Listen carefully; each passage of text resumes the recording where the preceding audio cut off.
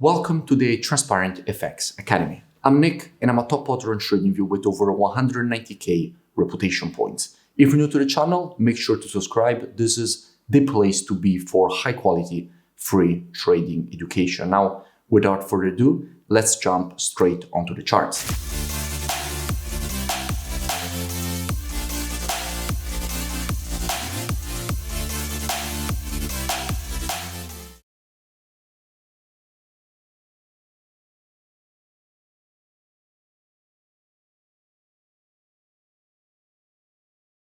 In this video, I will be speaking about AUDUSD. Now, as usual, to keep the video as educational as possible, first I will be covering the technical aspect for this market. Then we will be moving to the order flow by looking at the commitment of traders. So the COT data, which is what the non-commercials, so the biggest speculators in the market are doing. And by the end of the video, by using a combination of these two different types of analysis, we will try to understand where we have the highest probabilities for the next potential move here for this pair. Now, starting from the monthly time frame, what we can see is that we have a market which at the moment is testing and rejecting a quite strong monthly demand and support area. In fact, from here, all this previous rejection to the upside was created. Again, here, the market tested its zone and started rejecting it to the upside. So from here, we could expect more bullish continuation to be created away from this area. Dropping down on the weekly time frame, what do we see? Well, from a weekly standpoint, we can notice, first of all, that when it comes to the market structure in this case, we just had a shift from a bearish market to a bullish market. In fact, clearly here we were having the creation of lower lows and lower highs, and now we're having the creation of higher highs and higher lows. The last structure level that the market has tested and rejected is this quite important historical structured zone of previous weekly resistance that was acting as resistance all across this zone that the market here broke to the upside. And at that point, all that previous resistance was turned support at this area. The market tested that previous weekly resistance turned support here and rejected it to the upside. Now, if we look closely, we can also notice that from a pattern standpoint, we had a clear impulse and correction. And in general, after an impulse, if you want to measure the correction, you have to take your Fibonacci from the low to the high of the impulse leg. And if we do that, we can see how we had the 0.32 and 50% retracements, both lining up exactly inside of this area, creating a confluence of support that we did in fact expect this market to reject to the upside. And inside of a confluence of support, you could expect more institutional longing, pushing the price higher, which is something that we will be checking later on when we move to the commitment of traders to see what hedge funds and the big players in the market are doing on this pair. Now, dropping down on the daily time frame, what do we have? Well, from a daily perspective, I did speak about AUDUSD quite a few times in the past. I spoke about it when the market was around this area. I explained all the reasons for which we could expect this rejection to the upside. And in fact, that is exactly what the market gave us.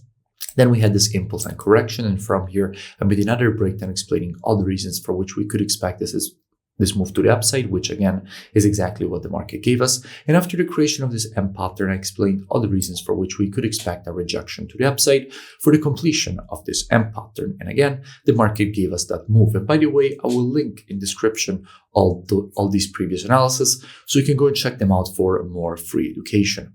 Now, from a daily perspective, we must notice how in creating this move to the upside, the market is now also printing in overextended W formation. In fact, starting from here, we can see how we have the creation of this overextended W.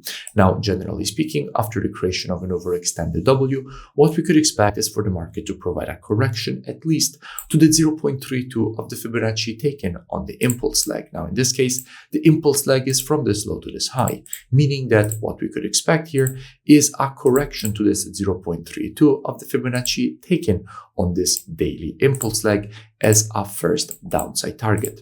Now, in the long run, we could anyway expect more bullish continuation from a pattern standpoint, because as we have seen on the weekly, the market is currently rejecting a confluence of support area. But here on the daily, it seems like we could expect first a correction and then more bullish continuation, essentially for the market to create a new higher low, so higher than the previous low, and then a new higher high, higher than the previous high that the market would create at this area if now it provides this correction. Now, if we go and see what we have when it comes to the commitment of traders, so what hedge funds and the big players in the market are doing, what we can see is that clearly net positions are getting increased. We went from minus 96.9K to minus 52.3K net positions. So clearly institutions are moving to the bullish side for AUDUSD. And we have seen that already with the price action. Essentially, this market has been moving to the upside as institutions are longing it. However, with the last report, we can see how we had 1.9K longs getting closed instead of longs getting added like we were getting with the previous report. So this shows how institutions are now starting to slow down a bit, which could give the possibility for this market to go for this correction before then potentially getting more institutional longing that could push this price higher. But at least in the short term, there is the possibility for this potential correction for the completion of this overextended W formation here from a daily standpoint. So how I could be approaching this potential move lower. Now, as usual, trading is reactive and not predictive. The monthly, weekly, and daily timeframes combined with the COT data, those are the best timeframes from a directional perspective. However, when it comes to confirmations and entries, the best timeframes are the intraday timeframes, so 4-hour and lower.